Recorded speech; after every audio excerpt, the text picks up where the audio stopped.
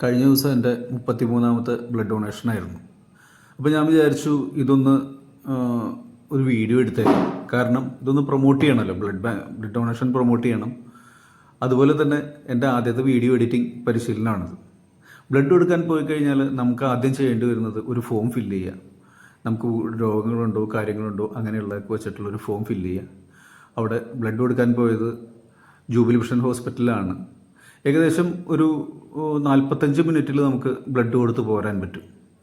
അവിടെ ബ്ലഡ് കൊടുക്കുന്നതിൻ്റെ ഗുണങ്ങളും കാര്യങ്ങളും എല്ലാം വളരെ വിശദമായിട്ട് എഴുതി വച്ചിട്ടുണ്ട്. ഒരു 3 മാസം കൂടുമ്പോൾ നമുക്ക് ബ്ലഡ് കൊടുക്കാം.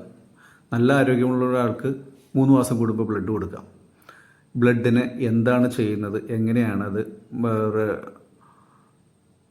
റെഡ് ബ്ലഡ് സെൽസ് ആയിട്ടും അതുപോലെ തന്നെ പ്ലാസ്മയായിട്ടും പ്ലേറ്റ്ലെറ്റ്സ് ഒക്കെ ആയിട്ട് വേർതിരിക്കുന്നത്, അതായത് ഒരാളിൽ നിന്ന് ബ്ലഡ് എടുത്താൽ ഏതാണ്ട് 3 പേർക്ക് പ്രയോജനപ്പെടുന്ന പറയാം. അപ്പോൾ അങ്ങനെ ബ്ലഡ് എടുക്കുന്നതിനുള്ളൊരു ഫോമാണ്. ആർക്കൊക്കെ ബ്ലഡ് കൊടുക്കാം, എപ്പോൾ കൊടുക്കാം എന്നുള്ള കാര്യങ്ങളൊക്കെ വിശദമായിട്ട് എല്ലാവർക്കും അറിയാവുന്ന കാര്യങ്ങളാണ്. ആദ്യം നമ്മളുടെ വെയ്റ്റും വൈറ്റൽസൊക്കെ ഒന്ന് ടെസ്റ്റ് ചെയ്യണം. അതിനുശേഷം നമ്മളെ ഒന്ന് ബ്ലഡ് ടെസ്റ്റ് ചെയ്യാൻ വേണ്ടിയിട്ട് കുറച്ച് ബ്ലഡ് എടുത്തിട്ട് അവർ ഗ്രൂപ്പിങ്, അതുപോലെ തന്നെ ഹീമോഗ്ലോബിൻ ലെവൽ, ഈ കാര്യങ്ങളൊക്കെ ചെക്ക് ചെയ്യുന്നു.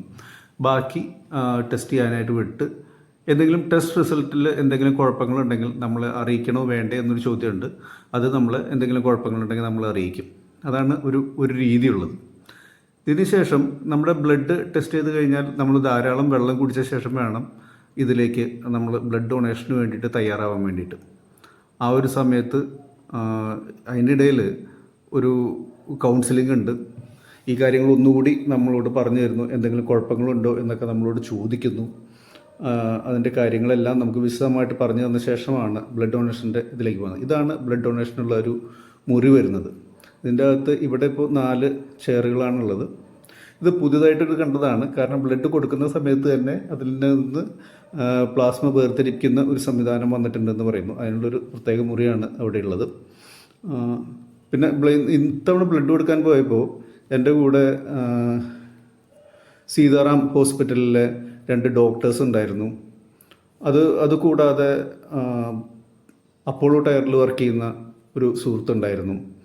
അപ്പോൾ ഇത് ശരിക്കൊരു ബ്ലഡ് എടുക്കാൻ തുടങ്ങിക്കഴിഞ്ഞാൽ ഒരു 15 മിനിറ്റിനുള്ളിൽ ബ്ലഡ് ഡൊണേഷൻ നമുക്ക് തീർക്കാം. ഇതിൻ്റെ ഏറ്റവും രസകരമായ കാര്യം എന്ന് പറഞ്ഞാൽ ബ്ലഡ് ഡൊണേഷൻ കഴിഞ്ഞിട്ട് ഇവരത് ഒരു കവറിലാക്കിയിട്ട് നമ്മുടെ പേരൊക്കെ എഴുതി പ്രത്യേകമായിട്ട് കൊണ്ടുപോകും. നമുക്കത് കാണാം. നമ്മുടെ ബ്ലഡ് ഏതാണ്ട് ഒരു 450 ml ആണ് ബ്ലഡ് എടുക്കുന്നത്.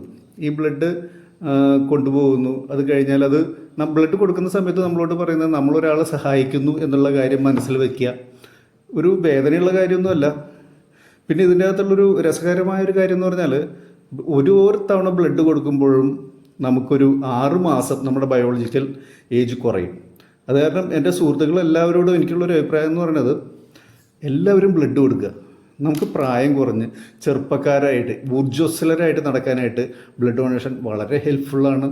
അപ്പോൾ എല്ലാവരും ബ്ലഡ് കൊടുക്കുന്നതിലേക്ക് മുന്നോട്ട് വരിക. ഇത് വളരെ സിമ്പിളായിട്ടുള്ളൊരു കാര്യമാണ്. ഏതാണ്ട് 1 മണിക്കൂർ ഉണ്ടെങ്കിൽ നമുക്ക് ബ്ലഡ് കൊടുക്കാം.